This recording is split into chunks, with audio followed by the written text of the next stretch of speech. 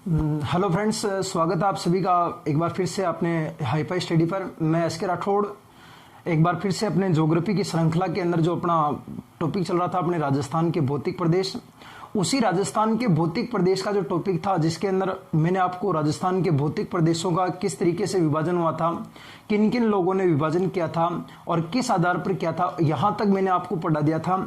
फिर मैंने आपको बताया था कि राजस्थान के जो भौतिक प्रदेश थे, यानी कि राजस्थान के जो भौतिक प्रदेश थे, उन राजस्थान के भौतिक प्रदेशों को दोस्तों अपने कितने भागों में बांटा था? अपने 4 भागों में बांटा था। ठीक है ना, यहां तक अपन ने पढ़ लिया था। और वो 4 भाग भी अपने कौन कौन से थे? तो 4 भाग मैंने आपको बताए थे। पहला जो भाग था उस वाले भाग को किस नाम से पुकारते थे दोस्तों? अपने तो मरुस्थल। मरुस्थल के बाद में दोस्तों दूसरे भाग का नाम क्या था? अरावली। और अरावली के बाद में जो तीसरे नंबर का भाग था उसका नाम क्या था? मैदान। और मैदान के बाद जो चौथे नंबर का भाग था उसका नाम क्या था? पठार। यहां तक अपने पढ़ लिया था और कुछ डिटेल पढ़ रहे थे अपने मरुस्थल के बारे में। और मरुस्थल की जो मैंने आपको विशेषता बताई थी कि मरुस्थल को राजस्थान के अंदर कितने भागों में बांटा गया था? 2 भागों के अंदर। पहला जो भाग था उस वाले भाग को किस नाम से पुकारते हैं? शुष्क मरुस्थल। और दूसरे वाले भाग को मेरे विद्वान साथियों किस नाम से पुकारते हैं? अपने तो अर्धशुष्क मरुस्थल के नाम से जाना जाता है। यहां तक अपन ने पढ़ लिया था। अब इसके बाद में अपन इस टॉपिक को वापस आगे की ओर बढ़ाते हुए देखना, अपने आगे लेते हैं थोड़ा। और शुष्क मरुस्थल मैंने आपको पढ़ा दिया था।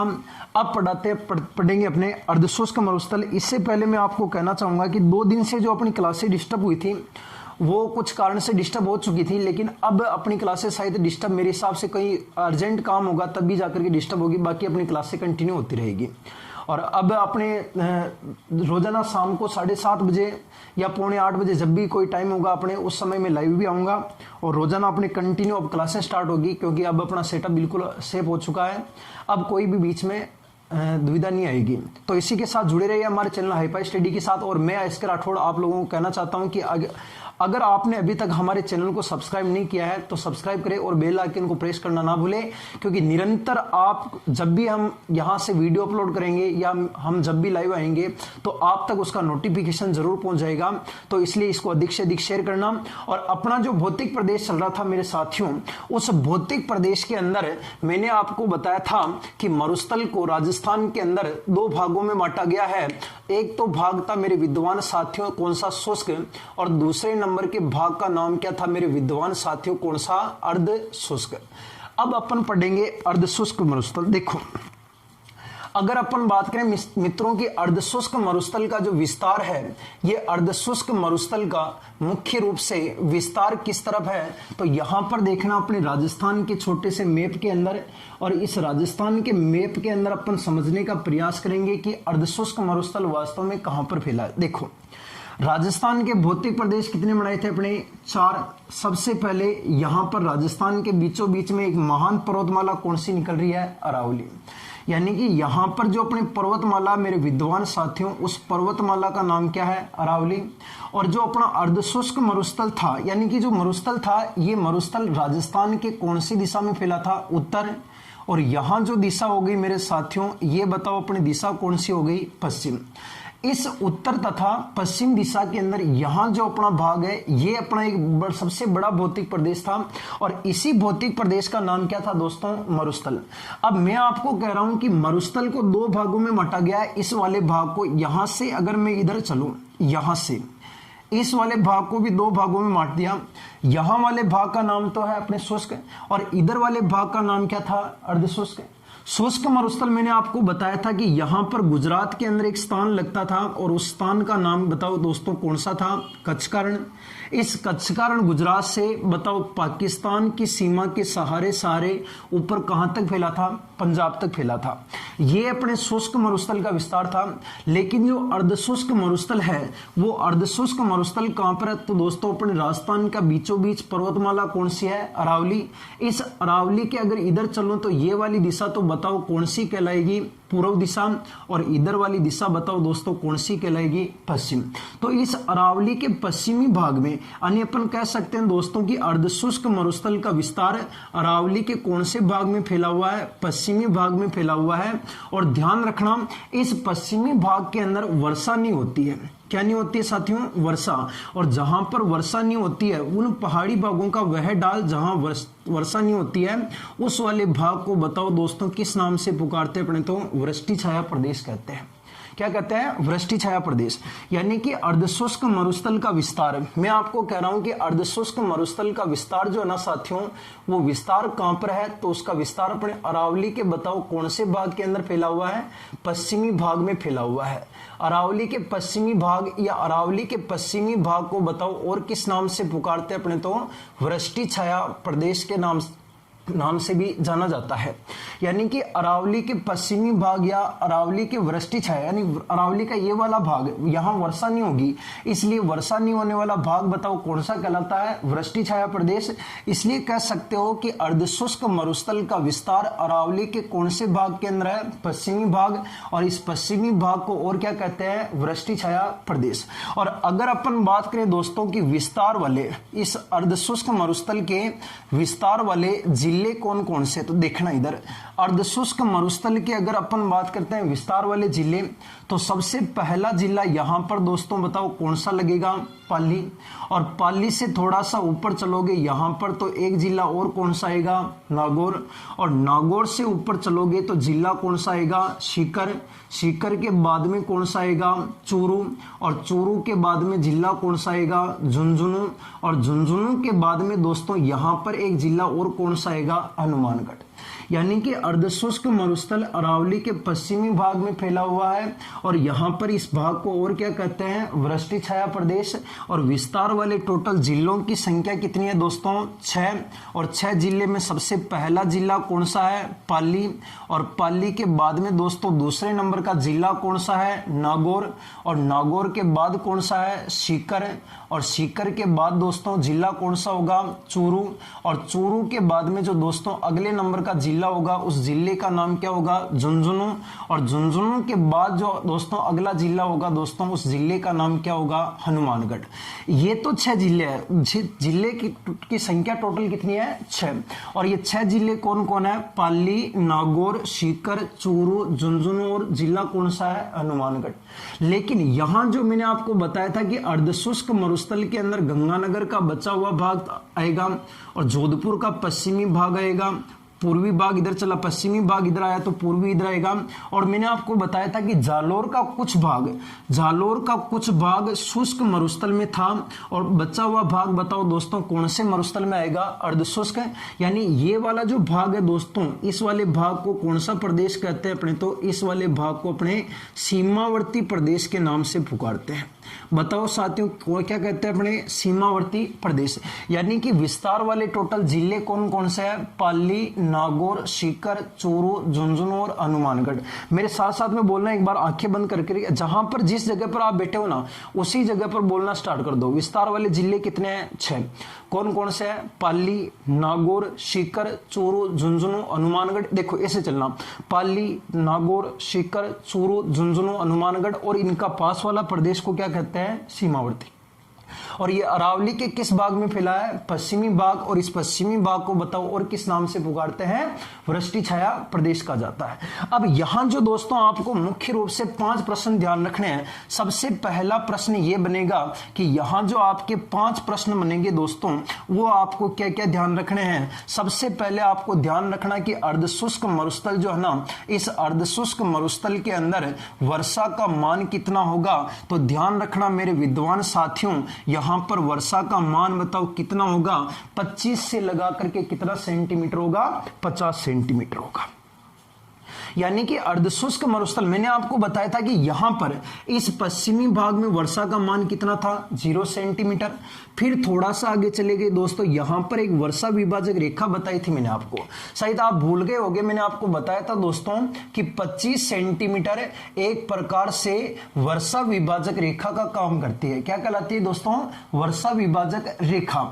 और यही वर्षा विभाजक रेखा मरुस्थल को, ध्यान रखना विद्वान साथियों, यह वर्षा विभाजक रेखा जो है ये मरुस्थल को बराबर दोस्तों कितने भागों में बांट रही थी, 2 भागों में, क्योंकि देखो 0 यहां पर है, 0 के बाद कितना गया 25, और 25 के बाद आप लोग यहां से सीधा यहां पर बढ़ोगे ना इस अरावली तक, तो यहां पर जो आपका वर्षा का मान होगा दोस्तों वो कितना कहलाएगा 50 सेंटीमीटर। तो यानी 25 सेंटीमीटर बीच में है, जिसके अगर इधर चलोगे तो आपका मरुस्थल कौन सा आएगा, शुष्क, और उधर जाओगे तो कौन सा आएगा, अर्ध शुष्क। इसलिए आप कह सकते हो मेरे साथियों कि यहां पर जो वर्षा का मान होगा वो बताओ दोस्तों अपने 25 से लगा करके कितना सेंटीमीटर होगा, 50 सेंटीमीटर होगा। वर्षा का मान कितना होगा, 25 से 50 सेंटीमीटर। फिर दूसरा आपको यह ध्यान रखना है कि यहां पर जो दोस्तों पाई जाती है वो जलवायु कौन सी पाई जाती है, यानी क्लाइमेट कौन सी होगी। तो सभी को पता अगर मरुस्थल अर्धशुष्क है तो यहां की अपने जलवायु भी दोस्तों कौन सी होगी, अर्धशुष्क होगी। ठीक है, जलवायु भी अर्धशुष्क की होगी भाई, क्योंकि देखो अगर शुष्क मरुस्थल था तो वहां पर जलवायु कौन सी थी, सूखी। तो अर्धशुष्क मरुस्थल है तो यहां पर जलवायु भी कौन सी होगी, अर्धशुष्क। फिर अगर मैं कहूं दोस्तों कि यहां पर पाई जाने वाली वनस्पति कौन सी होगी, तो यहां पर वनस्पति पाई जाती है दोस्तों, यहां पर वनस्पति भी कांटेदार, अर्धशुष्क प्रकार की कांटेदार पाई जाती है। और इसी कांटेदार वनस्पति को और कौन सी वनस्पति कहते हैं दोस्तों, स्टेपी प्रकार की वनस्पति कहते हैं। और स्टेपी प्रकार की वनस्पति में मुख्य रूप से एक तो क्या आती है, बबूल, और एक क्या आता है, रोहिड़ा, और एक क्या आता है, खेजड़ी। यानी कि यहां पर ये चीजें ज्यादा पाई जाती है, बबूल पाया जाता है, खेजड़ी पाई जाती है, रोहिड़ा, यानी जिनके कांटे होते हैं ना, और जिन वनस्पति को पानी की आवश्यकता कम होती है वो यहां पर सबसे ज्यादा उगती है। इसके बाद में आपको अगला जो प्रश्न ये बनेगा दोस्तों यहां पर कि यहां पर वनस्पति के साथ साथ आपको एक और चीज पूछेगा कि अर्धशुष्क मरुस्थल के अंदर मिट्टी कौन सी पाई जाती है। तो आप लोग मिट्टी बताओगे मेरे विद्वान साथियों, यहां पर बताओ मिट्टी कौन सी पाई जाती है, सीरोजम, या इस सीरोजम या मिट्टी को और किस नाम से पुकारते हैं, धूसर। मिट्टी कौन सी पाई जाती है, सीरोजम, और सीरोजम के अलावा इसे और क्या कहोगे, धूसर। और सीरोजम या धूसर के साथ साथ अगला प्रश्न आपको यह पूछेगा कि यहां से बताओ यहां पर जो प्रमुख रूप से फसलें होती है वो फसलें कौन कौन सी होती है दोस्तों। तो एक तो फसल होती है यहां पर महत्वपूर्ण फसल है दोस्तों, उस फसल का नाम क्या है, तिल। और तिल के साथ में अगली जो फसल होगी उसका नाम क्या है, मूंग। एक तो होती है तिल, दूसरा कौन सा है, मूंग। शॉर्ट में बोलो तो याद रखना टीएमटी।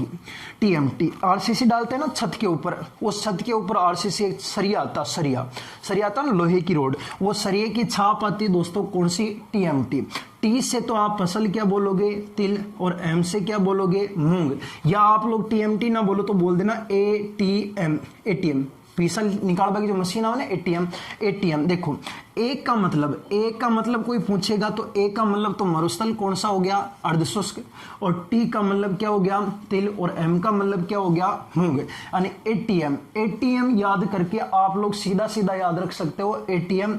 एटीएम ए का मतलब क्या होता है, अर्धशुष्क, टी का मतलब क्या होता है, तिल, और एम का मतलब क्या होता है, मूंग। ये यहाँ की प्रमुख रूप से क्या होती है, फसलें।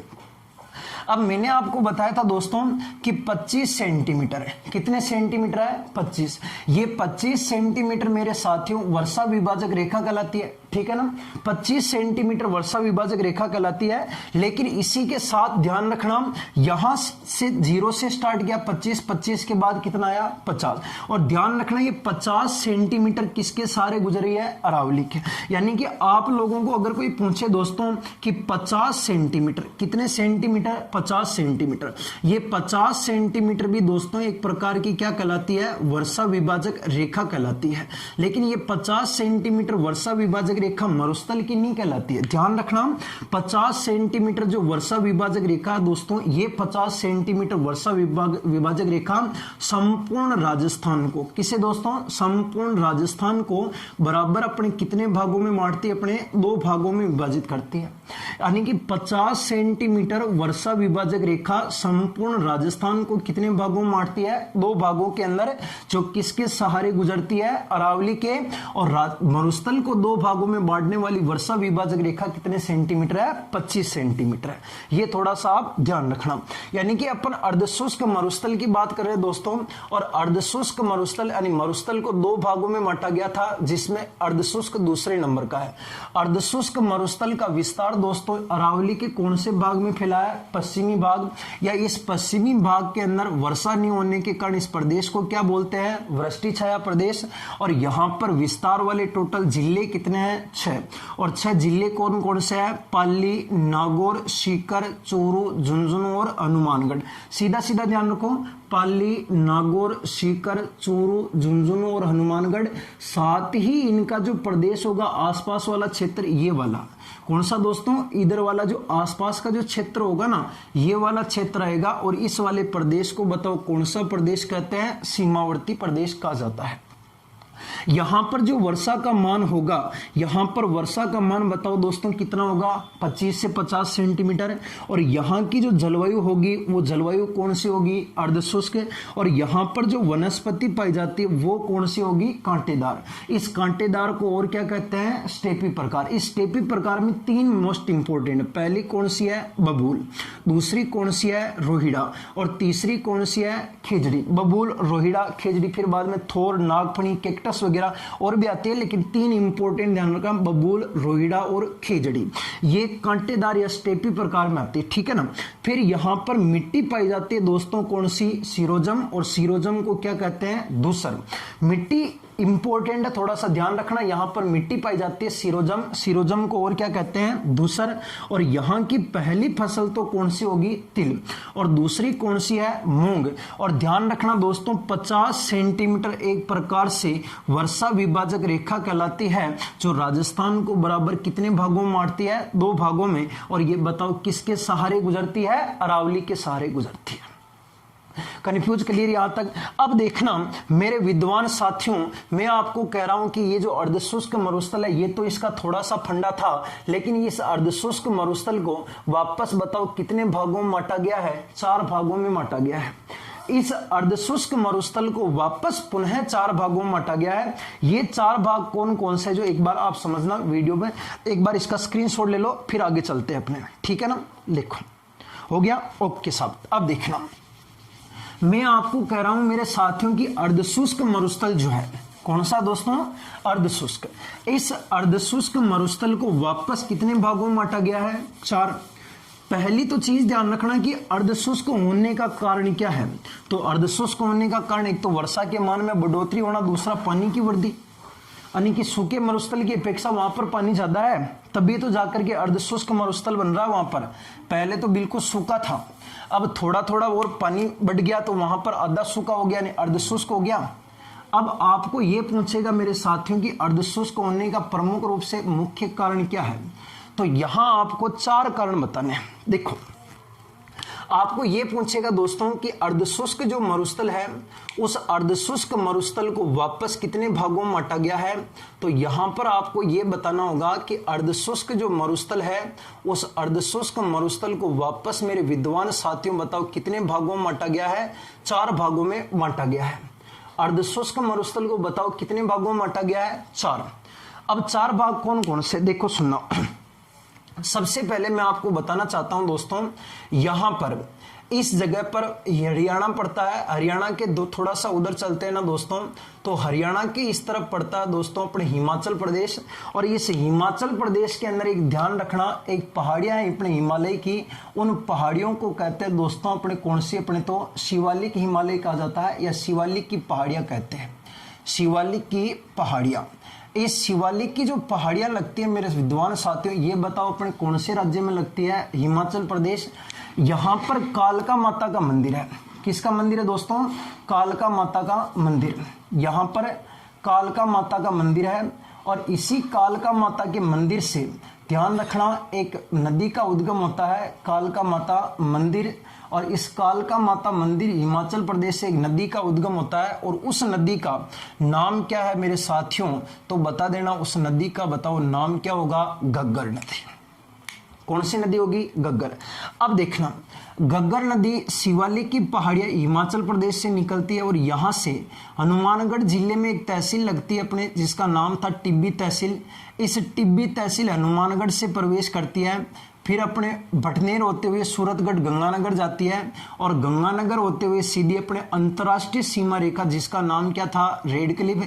इस रेड क्लिफ रेखा को पार करती मेरे साथियों, और रेड क्लिफ रेखा को पार करने के बाद आगे की ओर निकलती है और यहां से रेड क्लिफ रेखा पार कर देती है और आगे जाकर के बताओ मेरे विद्वान साथियों कौन से देश में चली जाती है? तो ये चली जाती है अपने कहां पर? पाकिस्तान के अंदर। और जहां पर ये पाकिस्तान में जाकर के खत्म होती है वहां पर एक स्थान का नाम लगता है पोर्ट अब्बास। पोर्ट अब्बास नामक स्थान बहावलपुर के अंदर लगता है और बहावलपुर पंजाब राज्य में लगता है। यहां पर जाकर के बताओ मेरे साथियों किस नदी का अंत हो जाता है? घग्गर। वैसे इस घग्गर नदी जो है ना, इस घग्गर नदी को राजस्थान में क्या कहते हैं? तो इसे राजस्थान में पाट बेसिन कहा जाता है और पाट बेसिन के अलावा इसे नाली बेसिन की संज्ञा भी दी जाती है, यानी नाली बेसिन के नाम से पुकारते हैं। पाट बेसिन यानी कि घग्गर नदी का बहाव राजस्थान के 2 जिलों के अंदर है। सबसे पहले नंबर का जिला तो इधर आएगा जिसका नाम क्या होगा? हनुमानगढ़। और हनुमानगढ़ के बाद में एक जिला यहां पर आएगा और उस जिले का नाम बताओ क्या होगा? गंगानगर। 2 जिलों में है। सबसे पहला कारण तो यही है कि यहां पर घग्गर नदी बहती है। देखो अर्धशुष्क मरुस्थल को कितने भागों में बांटा गया? 4। सबसे पहला घग्गर नदी का बहाव है। सबसे पहला कारण यही है घग्गर नदी। और घग्गर नदी बताओ कहां से निकलती है? शिवालिक की पहाड़ियों से। और यह कौन से राज्य के अंदर है? हिमाचल प्रदेश। और यहां पर बताओ माता जी कौन सी है? कालका माता। कालका माता का मंदिर है, वहां से निकल जाती है। फिर राजस्थान के कौन से जिले में प्रवेश करती है? हनुमानगढ़। और फिर कहां जाती है? गंगानगर। फिर ये जो अंतर्राष्ट्रीय सीमा रेखा ना दोस्तों, अंतर्राष्ट्रीय सीमा रेखा जिसे आप लोग किस नाम से पुकारते हो? इसे आप लोग दोस्तों अपने रेड क्लिफ रेखा के नाम से भी पुकारा जाता है। ये रेड क्लिफ रेखा पाकिस्तान और भारत के मध्य है। यहां से ये पाकिस्तान में प्रवेश करती है, पंजाब राज्य लगता है, वहां का जिले का नाम क्या है? बहावलपुर। वहां पर पोर्ट अब्बास नामक स्थान पर जाकर के खत्म हो जाती है। और इसी घग्गर बेसिन को राजस्थान में बताओ क्या कहते हैं? पाट। और इस पाट बेसिन को बताओ और क्या कहते हैं? नाली बेसिन। तो यानी पाट या नाली बेसिन, या आप लोग इसे कौन सी नदी कह सकते हो? घग्गर। इन तीनों के यानी तीन बात एक ही है, घग्गर कहोगे चाहे पाट कहोगे चाहे नाली कहोगे चाहे हनुमानगढ़ गंगानगर के अंदर जो पुआ क्षेत्र है ये बोलोगे, बात एक ही है। तो यहां पर पानी की ज्यादा मात्रा है, तो एक कारण तो ये हो गया, यानी कि कारण समझो चाहे इसे पार्ट समझो। तो पहला तो आप लोग कह सकते हो दोस्तों घग्गर बेसिन। कितने भागों में बांटा गया? 4 भागों के अंदर। पहले बेसिन का नाम था अपने घग्गर बेसिन। क्या नाम था दोस्तों? घग्गर। घग्गर बेसिन को पाट बेसिन या नाली बेसिन भी कहते हैं। 2 जिलों में, एक तो कौन सा है? हनुमानगढ़। दूसरा कौन सा है? गंगानगर। वैसे नदियों की डिटेल अपन बाद में पढ़ेंगे, इधर सिर्फ आपको यही ध्यान रखना है क्या क्या चीज है जो, क्योंकि अभी जो है ना नदियां बहुत खतरनाक है, आपको पता है, जो लोग मेरे से पढ़े हैं नदियां उनको पता है नदियों के अंदर क्या होता है जो, ठीक है ना। दूसरे नंबर की दोस्तों यहां लगती है, इस जगह पर, यहां पर थोड़ा सा ध्यान रख लेना। इधर यहां इस जगह पर दोस्तों एक पहाड़ी लगती है सीकर के अंदर। उस पहाड़ी का नाम है अपने खंडेला की पहाड़ियां। बताओ दोस्तों कौन सी लगती है? खंडेला की पहाड़ियां। और खंडेला की जो पहाड़ियां हैं दोस्तों वो बताओ अपने कौन से जिले में लगेगी? सीकर। खंडेला की पहाड़ियां कौन से जिले में है? सीकर। इस खंडेला नामक स्थान सीकर से एक नदी का उद्गम होता है दोस्तों, और खंडेला सीकर से नदी निकल के जाती है अपने झुंझुनू साइड के अंदर, और झुंझुनू के अंदर जाकर के इस नदी का अंत हो जाता है, झुंझुनू। और ये जो नदी होगी दोस्तों ध्यान रखना, इस नदी का नाम क्या होगा? तो इस नदी का नाम होगा अपने कांतली नदी। कौन सी नदी होगी? कांतली। और इस कांतली नदी का जो बेसिन है दोस्तों, इस बेसिन को बताओ और कौन सा बेसिन कहते हैं अपने? तो तोरावाटी बेसिन के नाम से भी जाना जाता है। कौन सा बेसिन कहते हैं? तोरावाटी। 2 जिलों के अंदर है दोस्तों, ध्यान रखना। तोरावाटी बेसिन मुख्य रूप से 2 जिलों के अंदर है। एक जिले का नाम तो दोस्तों अपने क्या होगा? सीकर, प्लस एक जिले का नाम और क्या होगा दोस्तों? झुंझुनू। क्योंकि पहले यहां पर देखो तोरावाटी क्यों कहते हैं? क्योंकि एक तंवर जाति, तंवर राजपूती वंश रहा करता था पहले यहाँ पर, और इसी तंवर राजपूती वंशज के कारण यहाँ का जो स्थान का है, यहाँ का बेसिन, वो बताओ किस नाम से प्रसिद्ध हो गया? तोरावाटी। और खंडेला, खंडेला की पहाड़ियां कहां पर लगती है? सीकर। यहां से नदी कौन सी निकली? कांतली। कांतली बेसिन को बताओ और किस नाम से पुकारते हैं? तोरावाटी। क्योंकि क्यों कहते हैं? तो यहां पर तंवर जाति के राजपूत वंश रहते थे, जिसके कारण इस क्षेत्र को बताओ किस नाम से पुकारते हैं? तोरावाटी बेसिन। जो एक तो कौन से जिले में है? सीकर, और दूसरे नंबर का कौन सा है? झुंझुनू। यानी कि 4 भागों में था, एक तो कौन सा हो गया? घग्गर बेसिन, और दूसरा कौन सा हो गया? तोरावाटी बेसिन। एक और कौन सा है? तीसरे नंबर का। यहां पर अजमेर लगता है साथियों, और अजमेर के अंदर ध्यान रखना एक पहाड़ लगता है यहां पर, जिसकी नाग के समान आकृति है, और उस पहाड़ का नाम सभी को पता दोस्तों क्या है? नाग पहाड़। ध्यान रखना दोस्तों, नाग पहाड़ लगभग 795 मीटर ऊंचा है नाग पहाड़। और नाग पहाड़ दोस्तों कहां पर लगता है? तो सभी को पता है नाग पहाड़ कौन से जिले में लगता है? अजमेर। और इसी नाग पहाड़ अजमेर से एक नदी का उद्गम होता है, और उस नदी का नाम बताओ मेरे विद्वान साथियों, कौन सी नदी होगा? लूणी नदी। और इसी लूणी नदी का जो क्षेत्र है मेरे साथियों, वो बताओ कौन से बेसिन के नाम से पुकारते हो? गोडवाड़ बेसिन के नाम से जाना जाता है। गोडवाड़ बेसिन। यानी कि नाग पहाड़ अजमेर के अंदर है। इस नाग पहाड़ अजमेर से लूणी नदी का उद्गम हुआ, फिर लूणी नदी अपने अजमेर के बाद जाती है नागौर, नागौर के बाद जोधपुर, जोधपुर के बाद पाली, पाली के बाद बाड़मेर, जालोर होते हुए गुजरात में प्रवेश कर जाती है। और गुजरात में जाने के बाद मेरे विद्वान साथियों, यहाँ पर जाकर के इस नदी का अंत हो जाता है, और जहाँ पर इस नदी का अंत होता है साथियों, वहाँ पर एक स्थान लगता है, और उस स्थान का नाम सभी को पता क्या लगेगा दोस्तों? कच्छ का रण। और ये कच्छ का रण नामक स्थान दोस्तों कौन से राज्य में लगता है? गुजरात। और यहाँ पर ये नदी का नाम क्या होगा? लूणी। और ध्यान रखना, लूणी नदी का अगर कोई पूछता है परवाह है, तो परवाह दोस्तों बता देना कितने जिलों के अंदर है? 6 जिलों के अंदर है। अगर आप बीजेपी की पार्टी के हो तो बीजेपी के राज में आपको क्या खाना है? अनाज। अनाज किसके राज में खाना दोस्तों? बीजेपी के राज में खाना अनाज, बीजेपी। यानी कि नाग पहाड़ की ऊंचाई कितनी मीटर है? 795 मीटर। और ये नाग पहाड़ नामक स्थान, पहाड़ का नाम क्या है? नाग पहाड़, जिसकी ऊंचाई 795 मीटर है। और ये बताओ कौन से जिले में लगता है? अजमेर। यहां से लूणी नदी का उद्गम होता है, और लूणी नदी के बेसिन को बताओ किस नाम से पुकारते हैं? गोडवाड़ बेसिन। और इसके प्रवाह वाले टोटल जिले कितने हैं? 6। और इसे शॉर्ट में क्या बोलोगे? अनाज बीजेपी। क्या बोलोगे? अनाज बीजेपी। अनाज बीजेपी से सबसे पहले ऐसे एक जिला ध्यान रखना, ऐसे जिले का नाम क्या है? अजमेर।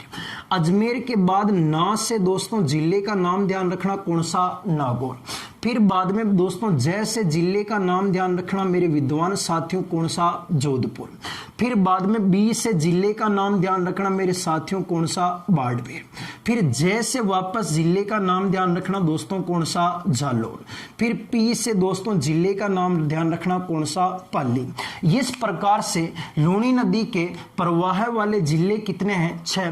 पहला कौन सा है? अजमेर। दूसरा कौन सा है? नागौर। तीसरा कौन सा है? जोधपुर। चौथा कौन सा है? बाड़मेर। पांचवा कौन सा है? जालोर। और छठा कौन सा है? पाली। और ये वाला क्षेत्र बताओ, इस क्षेत्र को आप लोग क्या कहोगे? गोडवाड़ बेसिन। और इसे आप लोग और क्या कहोगे? लूणी बेसिन। यानी कि अपन पढ़ रहे हैं कि अर्धशुष्क मरुस्थल को कितने भागों में बांटा गया? 4। पहले नंबर का बताओ बेसिन का नाम क्या था? घग्गर बेसिन। घग्गर बेसिन, घग्गर नदी कहां से निकलती है? कालका माता मंदिर।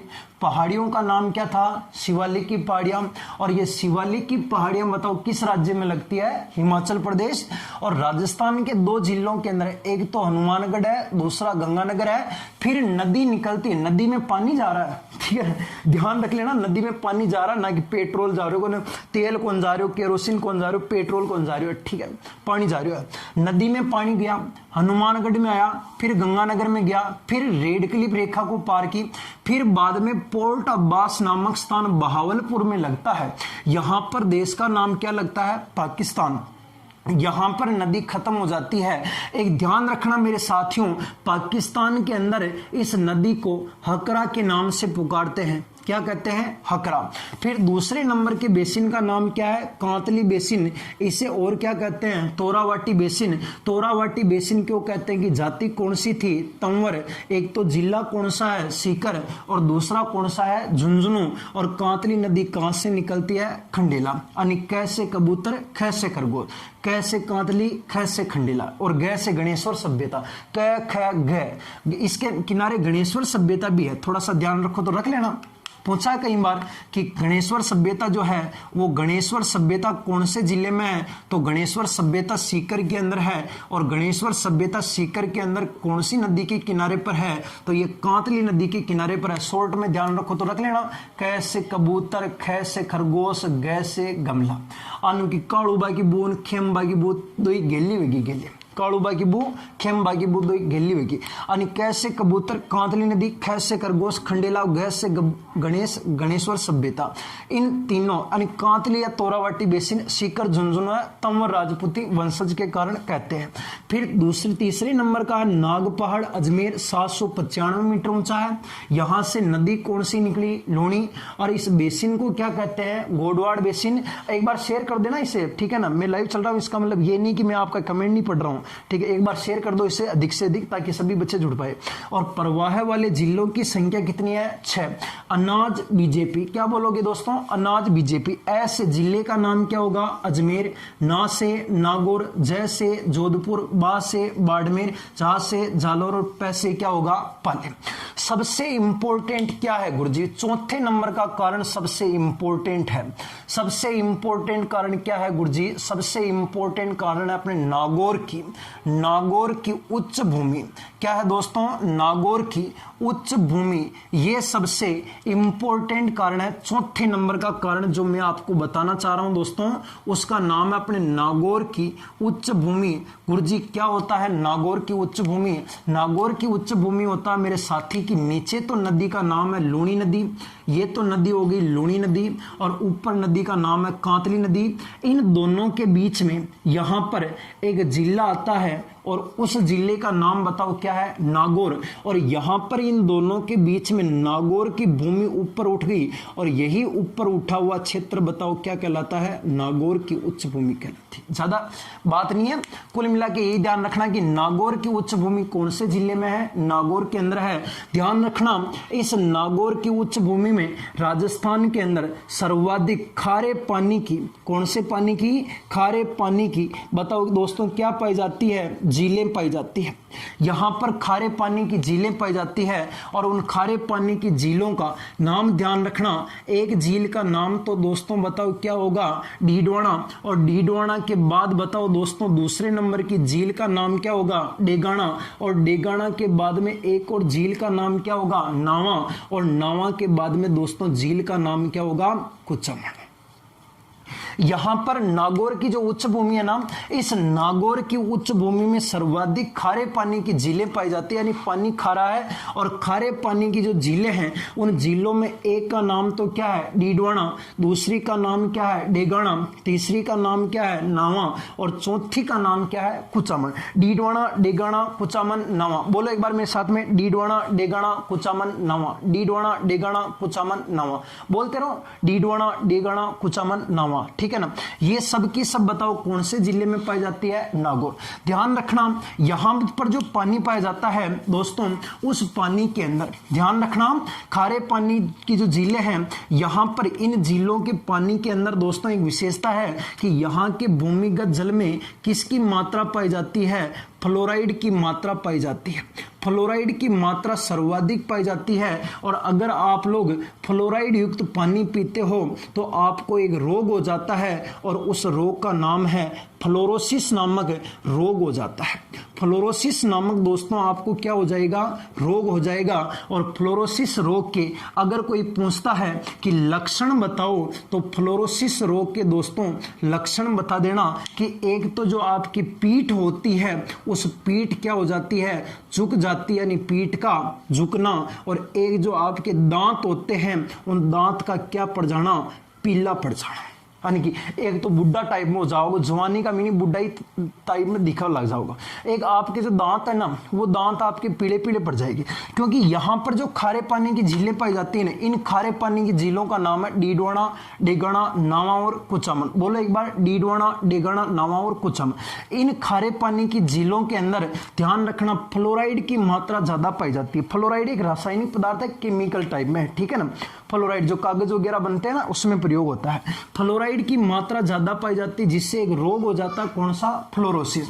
और फ्लोरोसिस रोग के लक्षण एक तो पीठ का झुक जाना और एक दांत का पीला पड़ जाना। और जिस जगह पर फ्लोराइड की मात्रा ज्यादा पाई जाती है साथियों, ध्यान रखना, उस क्षेत्र को बताओ किस नाम से पुकारते हैं? तो उस क्षेत्र को कुबड़ पट्टी कहते हैं। और इसी कुबड़ पट्टी को मेरे विद्वान साथियों ध्यान रखना, और कौन सी पट्टी कहा जाता है? बांका पट्टी कहते हैं, बांका पट्टी। क्योंकि पीठ कुबड़ अपनी जो पीठ है ना, ये पीठ झुक जाती है, कुबड़ सी दिखने लग जाती है, जिसके कारण इसी क्षेत्र के आधार पर कुबड़ पट्टी या बांका पट्टी। कई बार पूछा गया है कि कुबड़ पट्टी या बांका पट्टी का बताओ विस्तार कहां पर है? तो कुबड़ पट्टी या बांका पट्टी का विस्तार नागौर से लगा करके बता देना मेरे विद्वान साथियों, कहां तक फैला है? अजमेर। यानी कि ध्यान रखना कि नागौर की उच्च भूमि के अंदर सर्वाधिक खारे पानी की झीलें पाई जाती है, और इन झीलों के नाम है डीडवाना, डेगाना, नावा और कुचामन। बोलो एक बार, डीडवाना, डेगाना, नावा और कुचामन। और यहाँ के भूमिगत जल में किसकी मात्रा पाई जाती है? फ्लोराइड। फ्लोराइड की मात्रा के कारण रोग कौन सा होता है? फ्लोरोसिस, जिसके लक्षण एक तो पीठ का क्या हो जाना? झुक जाना, एक दांत का क्या पड़ना? पीला। और यहां पर इस क्षेत्र को किस नाम से पुकारते हैं? कुबड़ पट्टी। कुबड़ पट्टी को क्या कहते हैं? बांका पट्टी। विस्तार नागौर से कहां तक है? अजमेर। और इस फ्लोरोसिस रोग जो है ना दोस्तों, इस फ्लोरोसिस रोग से सर्वाधिक ग्रसित गांव कौन सा है? तो फ्लोरोसिस रोग से सर्वाधिक ग्रसित गांव है दोस्तों, एक गांव का नाम है आसरवा। कौन सा गांव है? आसरवा, ससुराल नहीं, आसरवा गांव। और आसरवा गांव मकराना तहसील में लगता है। सभी को पता है दोस्तों, मकराना नामक तहसील कौन से जिले में लगती है? नागौर में लगती है। यहां पर बताते हैं लगभग 90% रोगों के अंदर कौन सा रोग हो रहा दोस्तों अपने? तो फ्लोरोसिस रोग से ग्रसित है।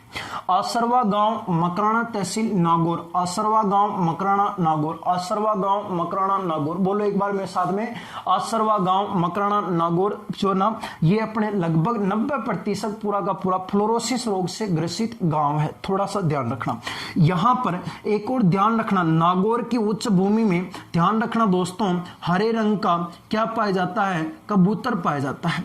हरे रंग का क्या पाया जाता है? कबूतर। ये हरे रंग का कबूतर एक तो सरिस्का में भी पाया जाता है, सरिस्का अभ्यारण्य ना अपने अलवर, एक तो नागौर की उच्च भूमि में पाया जाता है, एक सरिस्का में पाया जाता है। सरिस्का, जो सरिस्का अभ्यारण्य ना अपने अलवर में, वहां पर भी ये हरा कबूतर पाया जाता है। और इस हरे कबूतर जो है ना दोस्तों, इस हरे कबूतर को गंगा नदी का दोआब है जिसे बोलते हैं गंगा बेसिन। इस गंगा बेसिन के अंदर हरे कबूतर को हरियल कहते हैं। और इस हरियल की विशेषता यह है कि दोस्तों ये जमीन पर कभी भी क्या नहीं रखता है? पैर नहीं रखता।